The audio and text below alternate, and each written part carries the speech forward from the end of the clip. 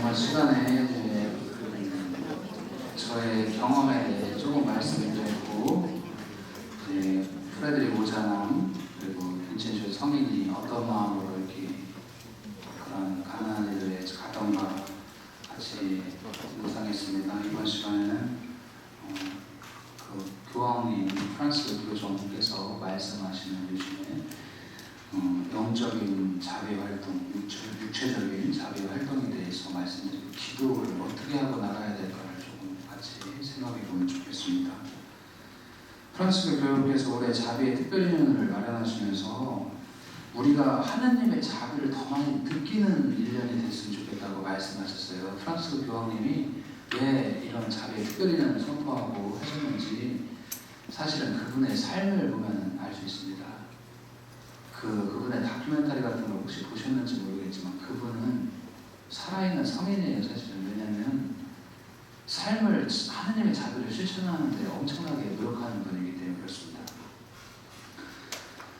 그분이 교황직에 오르면서 하나님처럼 자비로이 그것을 이번에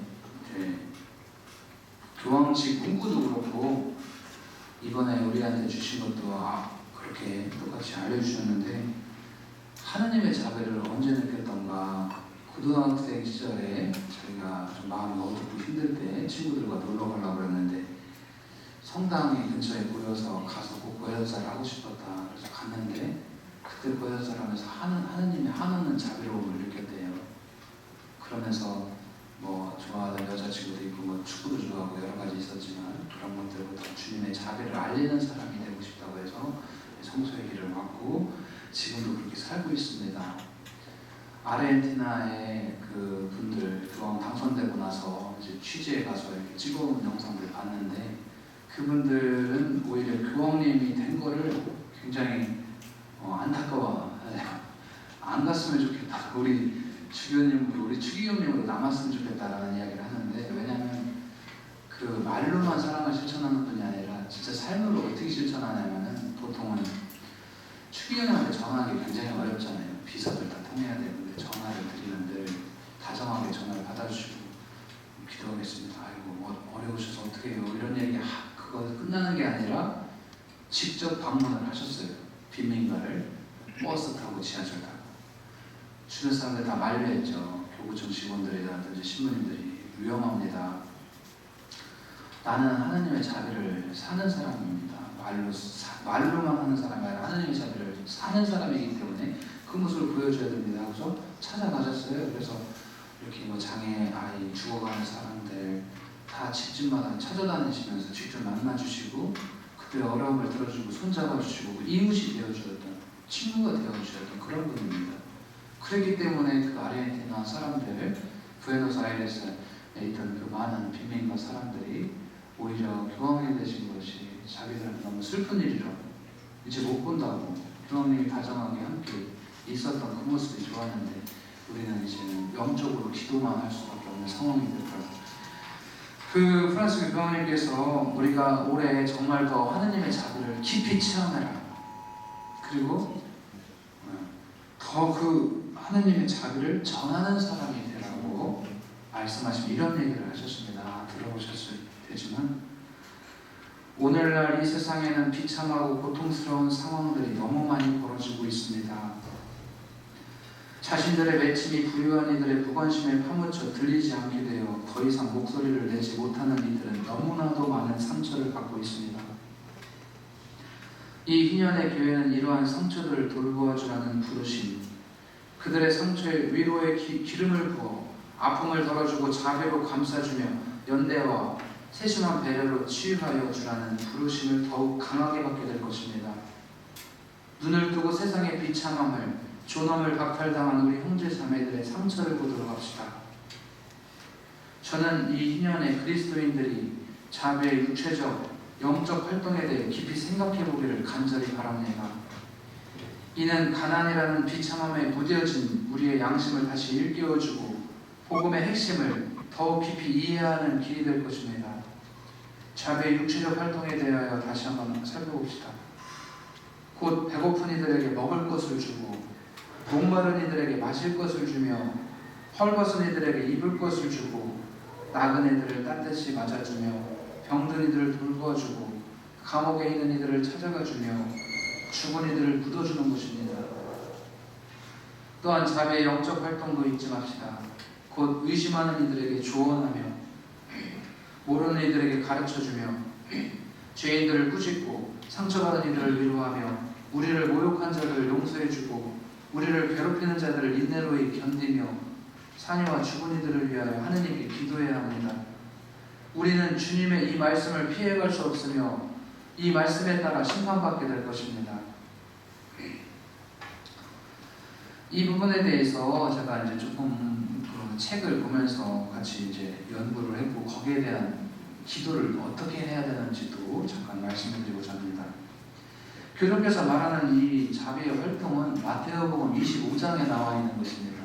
최후의 심판 때 하신 말씀 똑같은 것입니다. 배고픈 이들에게 먹을 것을 주기, 여기에 대해서 우리는 그냥 물질적인 생각을 딱 듭니다. 처음에. 근데 이것을 가만히 생각해보면 뭐냐면 배고픈 이들에게 먹을 것을 주는 것은 참된 생명의 양식이신 예수님을 전해주는 것입니다. 사실 예수님께서 최후의 만찬상에서 감사를 드리시고 빵을 떼어 나눠주시며 이는 너희를 위하여 내어주는 내 몸이다.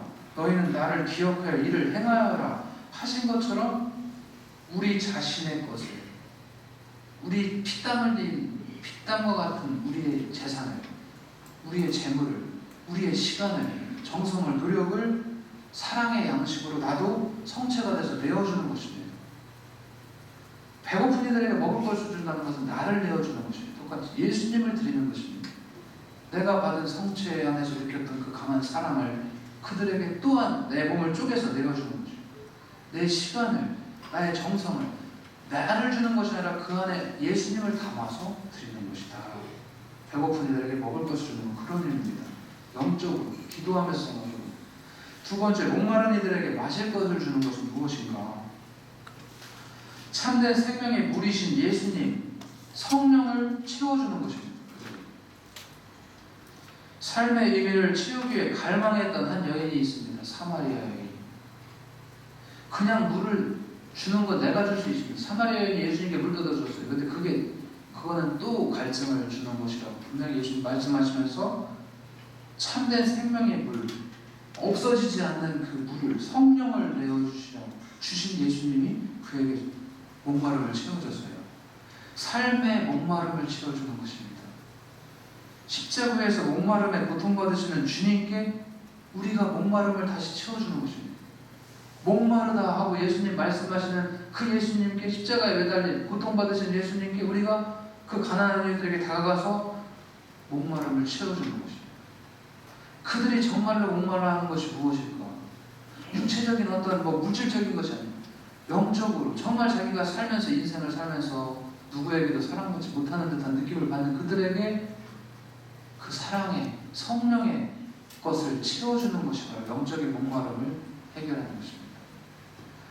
헐벗은 이들에게 입을 것을 주라고 하셨습니다. 이것은 무엇이냐? 새로운 부활의 옷을, 예수 그리스도를 그들에게 입혀주는 것입니다. 그냥 옷을 갖다 주는 게 아니고 예수 그리스도를 그들에게 입혀주는 것이에요. 그 사랑의 옷을. 투르에 마르티노 성인이 있습니다. 그는 추위에 벌벌 떠는 거린에게 자신의 외투를 반으로 칼로 쪼개서 나눠줬어요. 다음날 밤 그리스도께서 반쪽짜리 외투를 입고 오셔가지고 그에게 감사 인사를 전했습니다. 그런 의미입니다. 그런 정도로 내가 입고 있는 그리스도의 옷을 그에게 똑같이 나눠주는 것. 따뜻이 나그네를 맞아주는 것. 이것은 무엇이냐면 머리둘 곳조차 없으셨던 예수님께 환대를 베푸는 것입니다. 나그네를 환대해주면서 천사의 축복까지 받았던 아브라함처럼 갈 곳 없는 이에게 자비를 베풀어 줌으로써 그들이 주님의 사랑을 느끼고 환대를 받게 해줍니다. 우리가 그들을 대할 때 예수님처럼 대해야 되는 것입니다. 병든 이를 돌보아주는 것, 우리의 죽을 병을 낫게 해주신 예수님처럼 아픔을 위로해주는 것입니다. 착한 사마리아 사람을 생각해 보십시오. 예수님은 그렇게 사랑하라고 알려주셨습니다. 그렇게 이웃이 되어주라고, 너희가 아는 바대로 실천하라고 하셨습니다. 아무 조건 없이 병들고 아파하는 이들에게 다가가서 보살펴주고 그들의 이웃이 되어주는 것, 내 가족처럼 생각하고 따뜻하게 돌봐주는 것이 바로 참된 사랑이고 우리가 영원한 생명을 얻을 수 있는 비결입니다. 감옥에 갇힌 이를 찾아가기, 우리를 위해 죄인이 되신 예수님의 마음을 함께 느끼는 것입니다. 예수님이 죄인으로 십자가의 사형수가 되었습니다. 예수님께서는 십자가에서 이 세상의 온갖 죄와 우리의 죄, 어둠을 다 깨끗이 씻어주셨습니다. 병든 그 감옥에 갇힌 이들을 생각할 때는 먼저 나의 죄를 생각하는 거예요. 감옥에 갇힌 사람들만 죄가 있습니까?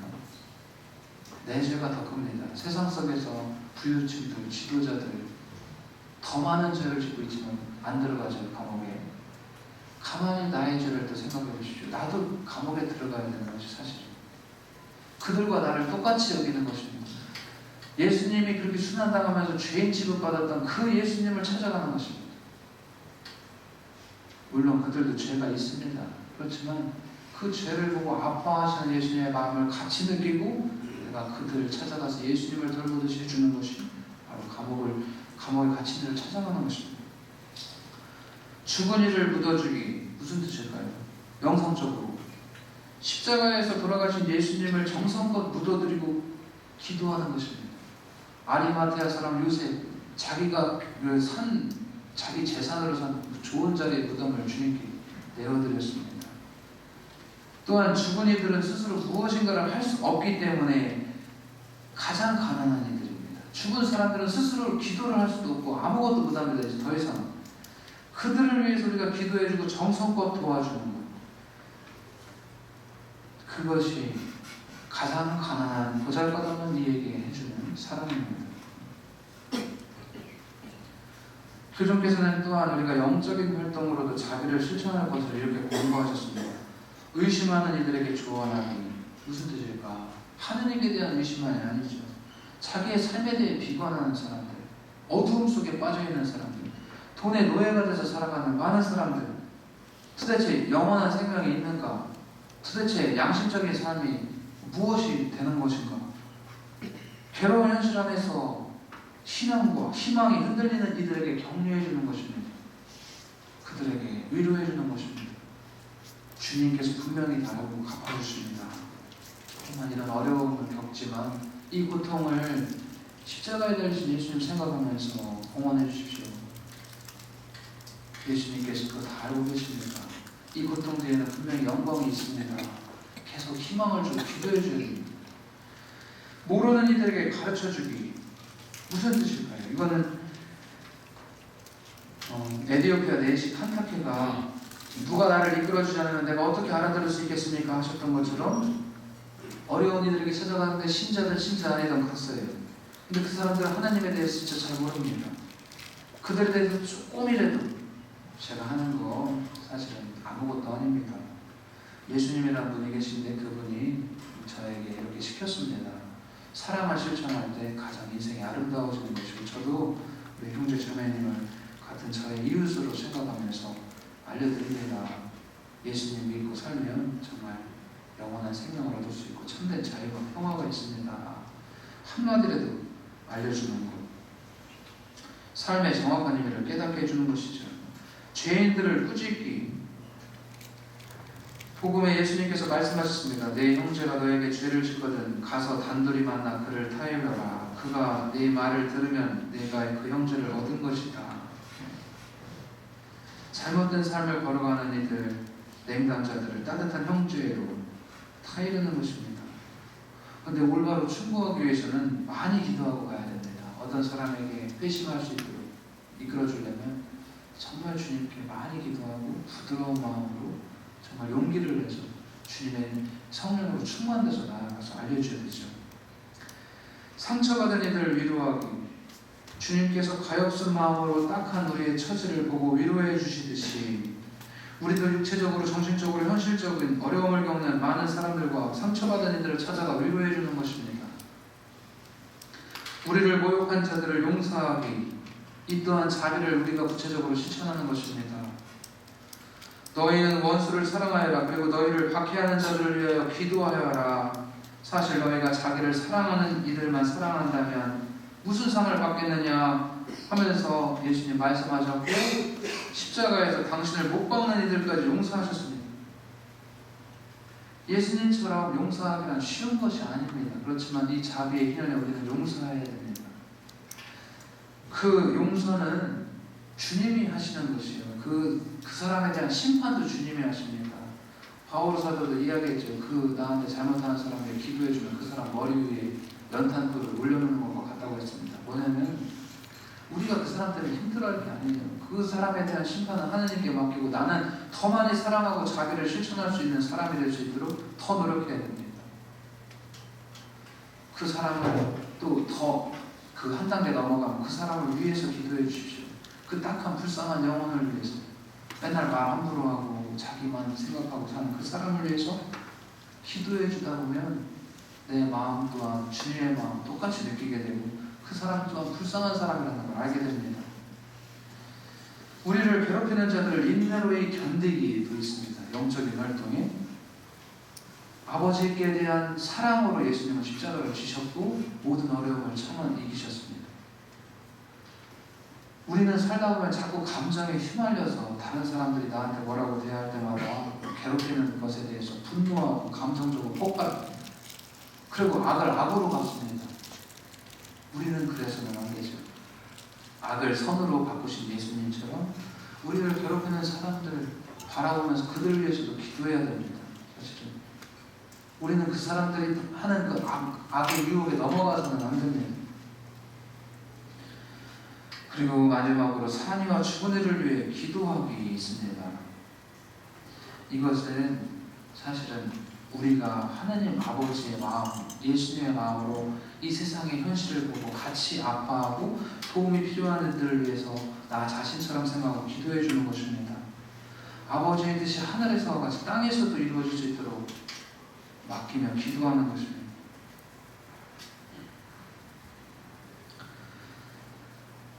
이 부분은 이제 교황님이 우리에게 올해 한 해를 살면서 하라고 알려주신 것이에요. 그래서 혹시 궁금하시면 이 부분에 대해서 자비의 얼굴이라는 교황님 책서가 있습니다. 같이 읽어보시고 또 뭐 필요하신 분 있으면 저한테 책 달라고 하면 책도 주고 뭐 강론 이거 강의 이거 갖다 달라고 하면 메일로도 보내드릴 수 있으니까 하시면 되겠습니다. 더 나아가서 빈첸시아 영성 중에서 기도에 대해서 조금 나눠보겠습니다.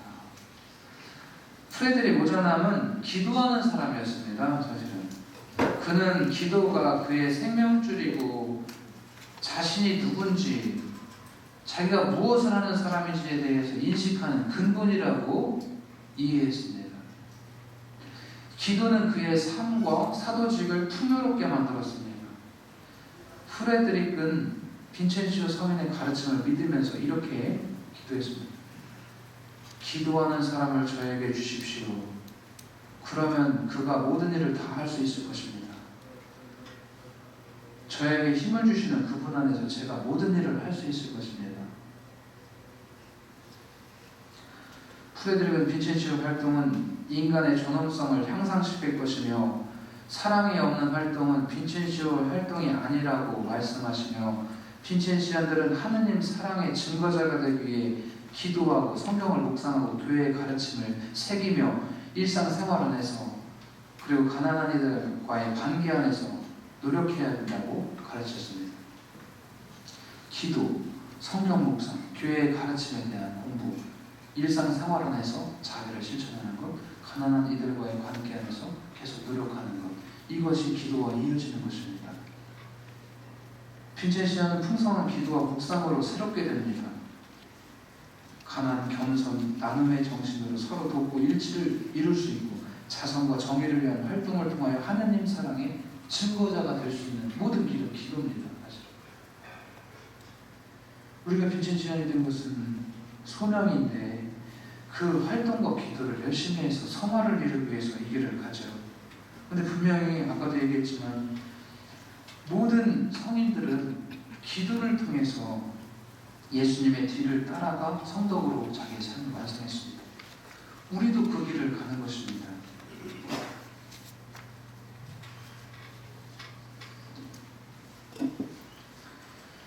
성인은 또 빈첸시오 성인은 사람들과 사건들 안에서 말씀하시는 하나님 소리에 귀를 자주 기울였습니다. 성인의 변화는 회심은 기도 안에서 극적인 은총 체험을 하면서 이루어진 것이 아니라 사실은 시골의 가난한 사람들의 비극적인 운명을 자기와 똑같이 느끼면서 예수님의 마음을 느끼면서 파리 길거리에 버려진 아기들을 보면서 지방에서 일어나는 전쟁의 약탈과 비참한 사람들의 삶을 통해서 자신에게 말씀하고 계신 하느님을 인식했습니다. 우리는 그럼 어떻게 우리에게 말씀하시는 하느님의 목소리를 알아들을 수 있습니까? 이 세상에 일어나가는 많은 일들을 함께 주님의 마음으로 보는 데 있습니다. 그리고 내가 만나고 있는 구체적인 삶 안에서 나의 동네 안에 이루어지고 있는 많은 일들 안에서 우리는 느낄 수 있습니다. 내가 만나는 사람들 안에서 또 느낄 수 있습니다. 들을 수 있습니다. 이제는 더 구체적으로 기도에 대해서 들어가겠습니다. 그러면 기도가 무엇일까요? 기도. 우리는 어떤 기도를 하고 있습니까? 굉장히 중요한 것입니다. 신앙인인데 기도를 몰라요. 저는 이제 참 걱정입니다. 이렇게 가만히 신앙생활을 하면서 사목생활 하면서 보면서 신자분들이 기도를 모른다. 참 앞으로 제가 또 노력을 하겠습니다. 이제 저는 있는 분당마다 가서 기도에 대해서 더 노력하고 알려드려야 되는데, 내가 하나님께 무언가를 청하는 것을 이렇게 기도로 생각하는 분들이 많아요. 근데 기도란 무엇입니까? 그럼 어린이들도 뭐라고 대답하면 하나님과 나누는 대화예요. 이렇게 얘기를 해요. 사실은 대화예요. 하나님과 나누는 대화. 대화가 좀 되십니까? 그러면?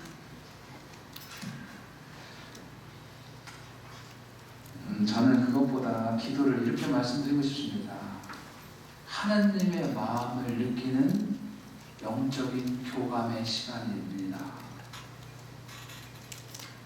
나를 바라보시는 하느님을 느끼고 이 세상을 바라보시는 하느님을 느끼고 내 주변의 가족들과 친구들, 동료들, 이웃들을 바라보시는 하느님의 마음을 함께 느끼며 하느님의 뜻을 여쭙는 것. 내가 필요한 것들을 주님께 청하기는 하지만 내 뜻이 아니라 주님의 뜻대로 이루어지기를 청하는 것.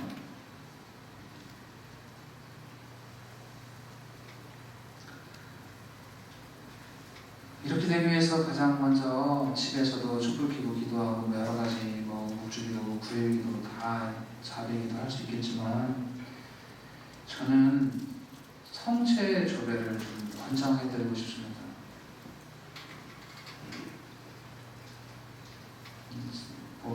제가 어떻게 말씀드리긴 좀 그렇지만 그나마 나쁜 신부가 되지 않고 살 수 있는 이유가 사실 성체 조례죠. 조금이라도 가서 주님과 성체 앞에서 앉아 있는데,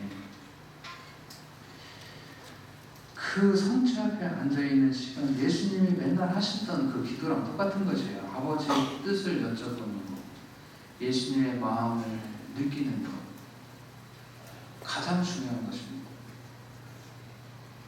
아버지의 뜻이 무엇일까요? 내가 오늘 하루를 어떻게 살아가면 좋겠습니까? 예수님은 이 세상을 보면서, 저를 보면서, 다른 우리 가족들, 또 철난한 누구, 직장 보면 저 벌자머리 오면 애 누구, 아니면 어떤 어려움을 겪는 사람 누구, 또 난민들, 막 여러 가지 재난으로 힘들어하는 사람, 이런 사람들 어떤 마음으로 바라봐야 되겠습니까?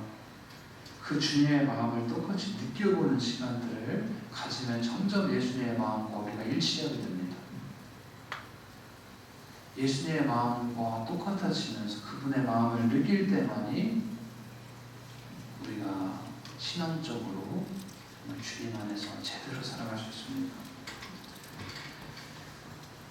그래서 먼저 성체 앞에 앉아서 나를 사랑스러운 눈으로 바라보시는 예수님을 느껴보십시오.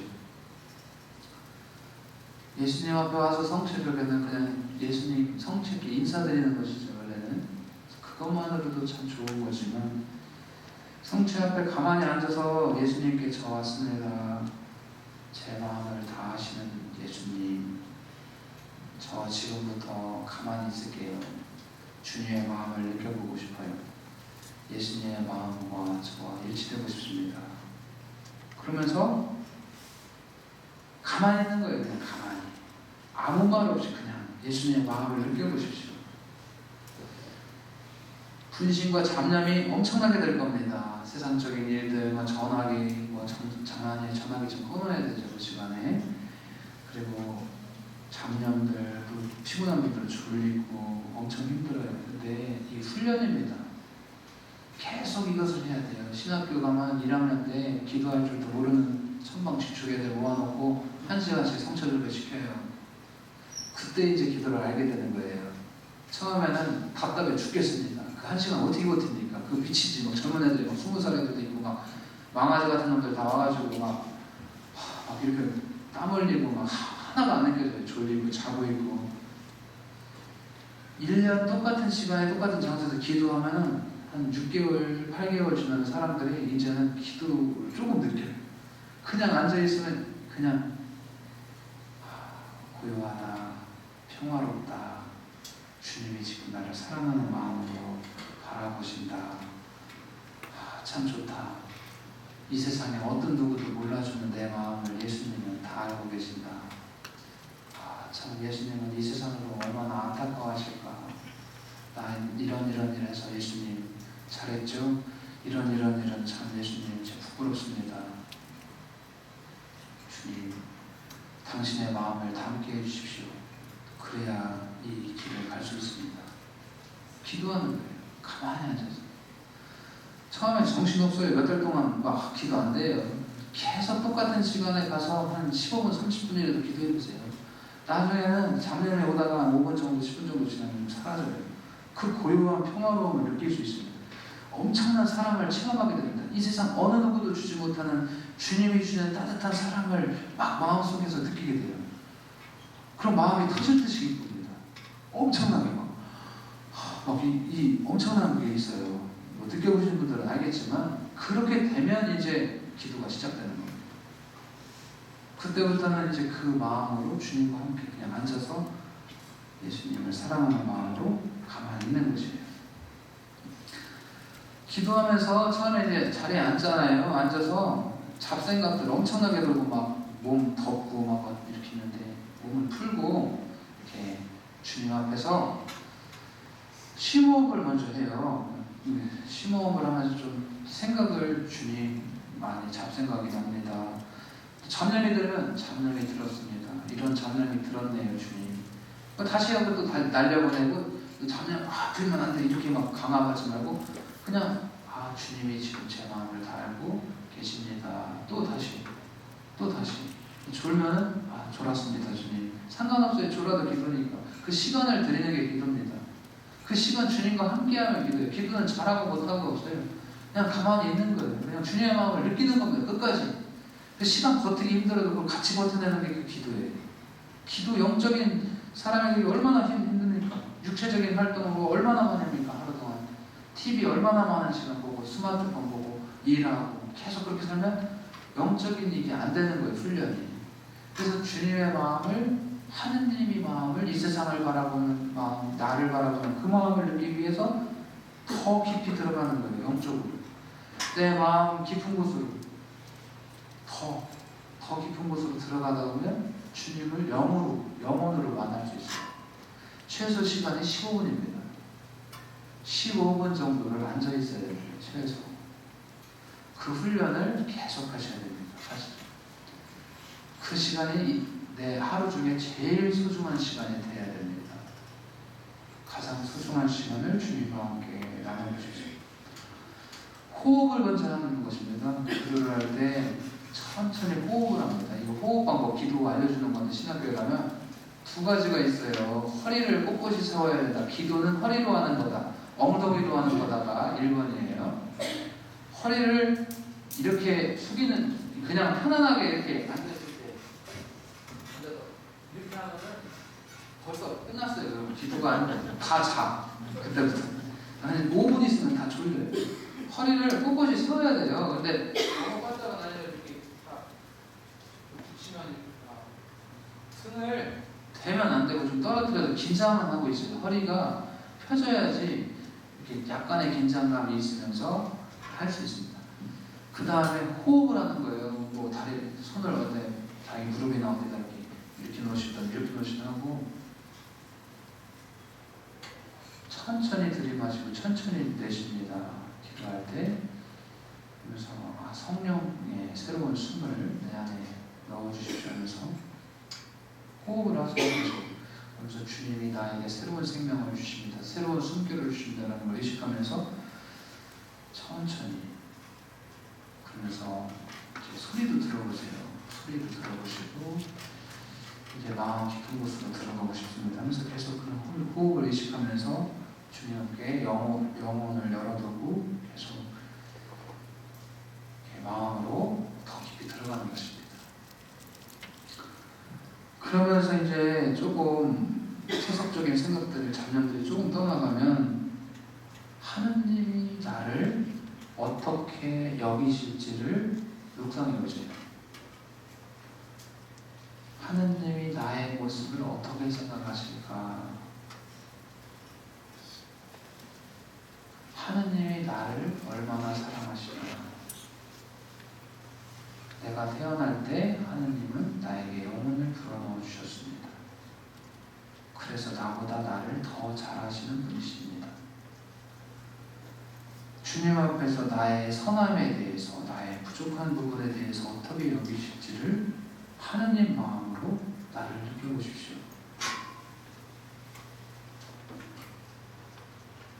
주님께서는 한없이 부족한 나지만 나를 있는 그대로 가장 예쁘게 바라봐 주시고 당신 사랑으로 안아주십니다.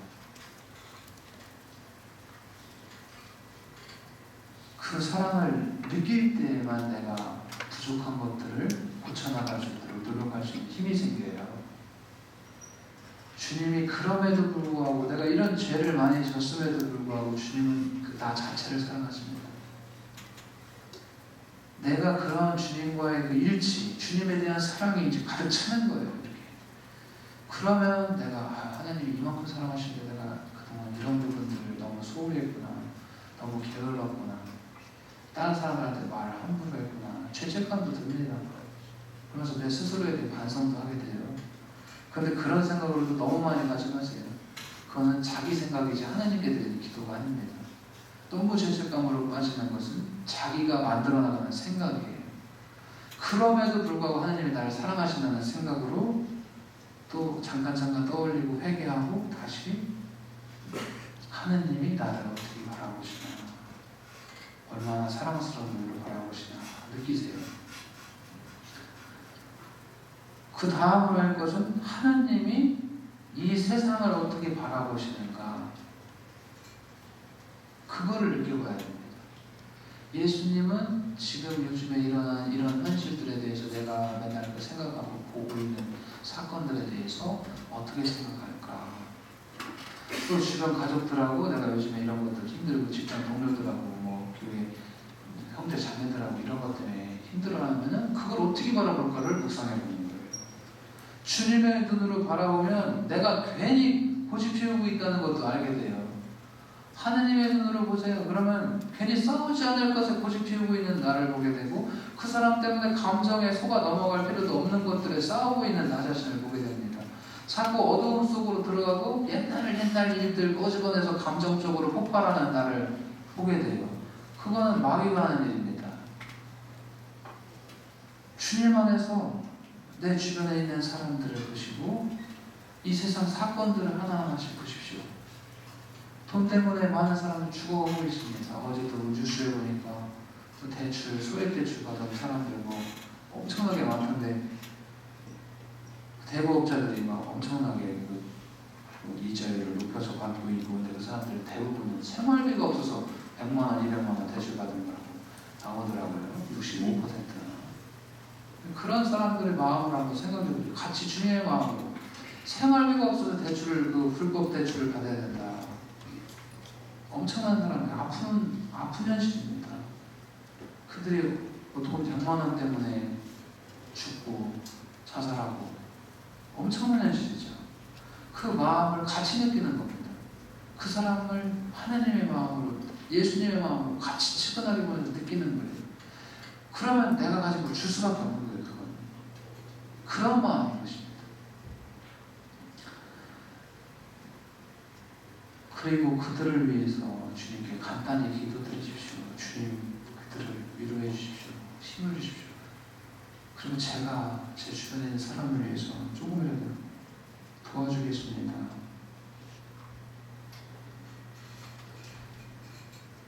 빈첸시오 방문을 나갈 대상에 대해서도 이제 조금씩 생각해 보십시오. 그 한 사람 한 사람을 주님의 눈으로 바라보십시오. 하나님께서 그 사람이 어떤 처지를 딱하게 여기실까? 변화되지 않는 부분에 대해서 얘기할 수 있고, 그 부분에 부족하고 어려운 처지에 대해서 마음 아파하실 수 있습니다. 그 사람을 두고 기도하십시오. 우리는 우리 자신의 사랑을 내어주는 것이 아닙니다. 하나님의 사랑을, 예수님을 전해주는 것입니다. 활동하면서 누구누구가 나가는 것이 아닙니다. 예수님이 나가는 것입니다. 무슨 활동을 하더라도 내가 내 이름 걸고 나가는 게 아니라 빈첸시오회를 가서 걸고 나가는 것도 아니에요. 예수님이 나가시는 것입니다.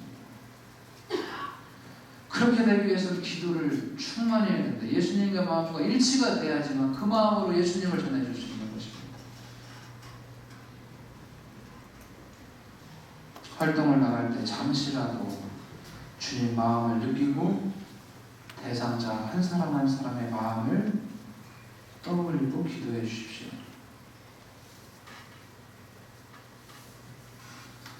조금 더 시간이 되신다면 예수님께서 우리에게 하신 말씀을 통해 가난한 이들 안에 함께 계신 예수님을 마음 깊이 새기는 시간을 가지십시오. 이게 이렇게 쭉기도 거의 30분, 최소 30분, 1시간 걸리는 거예요. 그죠? 근데 이렇게 다 하기 어려우니까 제가 조금 더 시간이 되신다는 얘기인데, 우리한테 있어서 가장 최고의 복음은 이제 마태복음 25장 31절 46절 말씀입니다. 내 아버지께 복을 받은 이들아, 와서 세상 창조 때부터 너희를 위하여 준비된 나라를 차지하여라. 너희는 내가 굶주렸을 때 먹을 것을 주었고, 내가 목말랐을 때 마실 것을 주었고, 내가 나그네 되었을 때 따뜻이 맞아 주었다. 또 내가 헐벗었을 때 입을 것을 주었고, 내가 병들었을 때 돌보아 주었으며, 내가 감옥에 있을 때 찾아주었다. 내가 진실로 너희에게 말한다. 너희가 내 형제들이 이 가장 작은 이들 가운데 한 사람에게 해준 것이 바로 나에게 해준 것이다. 그 사람들 안에 예수님이 계십니다. 그분들에게 다가가는 것이죠. 예수님께 봉사하는 것입니다. 또 루카복음 14장 12절에서 14절을 묵상해 보아도 좋습니다. 루카복음 14장 12절 14절 무슨 얘기냐면, 예수님께서 당신을 초대한 이에게도 말씀하셨다. 내가 점심이나 저녁 식사를 베풀 때 내 친구나 형제나 친척이나 부유한 이웃을 부르지 마라. 그러면 그들도 다시 너를 초대하여 내가 보답을 받게 된다. 내가 잔치를 베풀 때에는 오히려 가난한 이들, 장애인들, 다리지 않은 이들, 눈먼 이들을 초대하여라. 그들이 너에게 보답할 수 없기 때문에 너는 행복할 것이다. 의인들이 부활할 때 내가 보답을 받을 것이다. 주님께 해드리고 우리는 축복을 받는 것입니다. 주님을 섬기고 엄청난 축복을 받는 것입니다. 그들이 나한테 보답할 수 없기 때문에 더 좋은 것입니다. 우리의 행동과 활동이 알려지지 않으면 않을수록 더 더 좋은 것이 주님만 아시기 때문에 주님은 다 알고 계시죠. 그것을 하기 위해서 엄청 주님께 기도를 해야 되고 주변에 많은 사람들을 빈첸시오 회원이 될 수 있도록 같이 사랑을 실천할 수 있도록 그 좋은 것들을 알려주십시오. 성직자가 바뀌면 좋지만 쉽지 않습니다. 성직자가 참 많이 바뀌었으면 좋겠습니다. 와서 제가 분명히 얘기했잖아요. 신학생 때부터 오랫동안 성당 생활 본당 신부님들, 목자 신부님들 또 주변에 많은 신부들을 봤지만 그렇게 사는 사람들이 극소수입니다. 사실 기도를 이렇게 못하기 때문에 그런 것 같아요. 제가 볼 때는 기도를 하긴 해도 이런 정도까지 자기 성찰과 주님의 마음을 느끼려는 그 기도가 부족하기 때문에 그 마음이 충만하지 못하기 때문에 못 나가요. 안 돼요. 기도가 그냥 거기서 끝나는 거예요. 자기 축복만을 위해 어떻게 이렇게 하다가 끝난다. 기도는 그게 아니다. 기도는 열매 맺어야지만 올바른 기도입니다. 기도는 사랑의 실천으로 열매를 못 맺으면 기도가 아니에요. 기도는 열심히 하는데 주변 가족들한테 맨날 함부로 말하는 사람들, 직장 동료들하고 싸우는 사람들, 맨날 성당 나오자마자 험담하고 누구 욕하는 사람들, 기도 안 한 거예요. 이거는 기도를 자기만을 위해서 이렇게 했던 사람들이죠. 그건 기도 아니에요.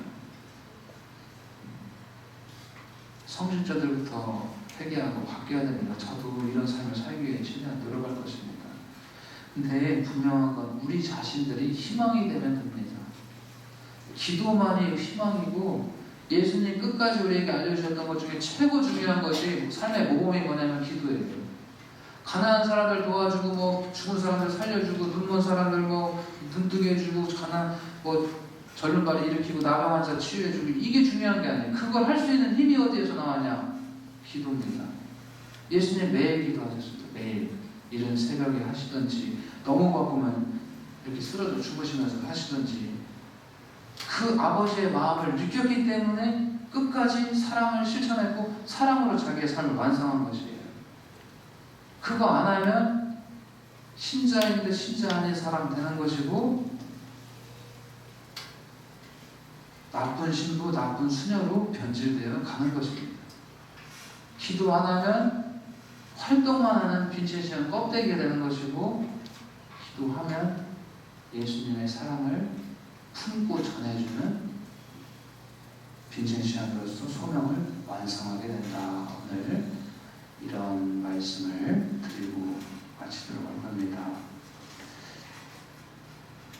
오늘 저도 이제 사실 뭐 이렇게 많이 준비한 건 아닌데 분명히 여기 계신 분들이 저를 위해 기도해 주셨고 또 성령께서 이 자리를 이끌어 주셨어요. 제가 할 때마다 느끼는 거 강남 때도 그렇고 뭐 할 때 때로 매번 그런 건 아닌데 뜨거워집니다. 성령께서 제 안에서 막 말씀하시는 거예요. 제가 생각하는 것보다 더 막 말이 잘 나오는 거죠. 사실 준비한 것보다 더 잘 나오고 더 이렇게 제 스스로도 감동을 느끼고 그러니까 분명히 성령께서 하시는 일이고 이게 기도의 힘입니다. 사실 기도하지 않으면 이렇게 될 수가 없어요. 마지막으로 하느님의 자비의 종 성령 파우스티나 코발스키가 했던 기도가 있어요. 그것을 하면서 마치기로 이 시간에 마치도록 하겠습니다. 한마디 한마디 같이 같은 마음으로 기도해 주시면 고맙겠습니다. 우리는 이제 기도하겠습니다. 여러분 기도손을 해야 돼요. 기도손. 우리 성당에 알려줬는데 사람들이 몰라요. 아무도 안 해. 그래서 기도손 기본이에요. 이렇게 해서 기도손 딱 해서 십자가 만들고 붙이고 십자가 만들고 가슴에 딱 붙이는 거예요. 직선으로 하느님께 올라가게. 우리의 마음의 소리를 진심으로 주님께 올릴 수 있도록. 성당에서 좀 기도손 좀 하세요. 앞으로. 네, 이거 다 안 하고 있어. 많은 사람들.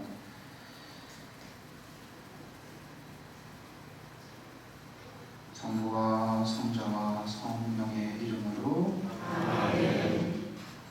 주님, 저는 완전히 당신의 자비가 되고 당신의 살아있는 모습이 되고 싶나이다. 주님, 지극히 거룩한 속성인 당신의 가늠할 수 없는 자비가 저의 마음과 영혼을 통하여 저의 이웃에게 전해지게 하소서. 주님, 제 눈이 자비로워지도록 도와주소서. 그래서 제가 결코 겉모습만 보고 의심하거나 판단하지 않고 제 이웃들의 영혼 안에 있는 아름다움을 찾아 그들을 돕게 하소서. 주님, 제 귀가 자비로워지도록 도와주소서. 그래서 제가 이웃들에게 무엇이 필요한지 마음을 기울이고 그들의 고통과 탄식에 귀막지 않게 하소서. 주님, 제 혀가 자비로워지게 도와주소서. 그래서 제가 이웃에 대하여 부정적으로 말하지 않고 저마다 위로와 용서의 말을 하도록 도와주소서. 그래서 제가 이웃들에게 오직 친절만을 행하고 제 스스로 더 힘들고 고된 일을 맡게 하소서. 주님, 제 발이 자비로워지도록 도와주소서. 그래서 제가 저의 피로를 이겨내고 제 이웃을 도우며 서둘러 달려가게 하소서. 저의 참된 휴식은 제 이웃에 대한 봉사에 있나이다. 주님, 제 마음이 자비로워지도록 도와주소서. 그래서 제가 이웃의 고통을 느낄 수 있게 하소서. 누구에게라도 제 마음을 주겠나이다. 제 친절을 남용할 사람들이라는 것을 알지라도 저는 그들을 진심으로 대하겠습니다. 그리고 저 자신을 가장 자비로운 예수 성심 안에 두겠나이다. 제 고통에 대해서는 입을 열지 않겠습니다. 주님, 당신의 자비가 제 안에 머물게 하소서. 아멘. 성부와 성자와 성령의 이름으로 감사합니다.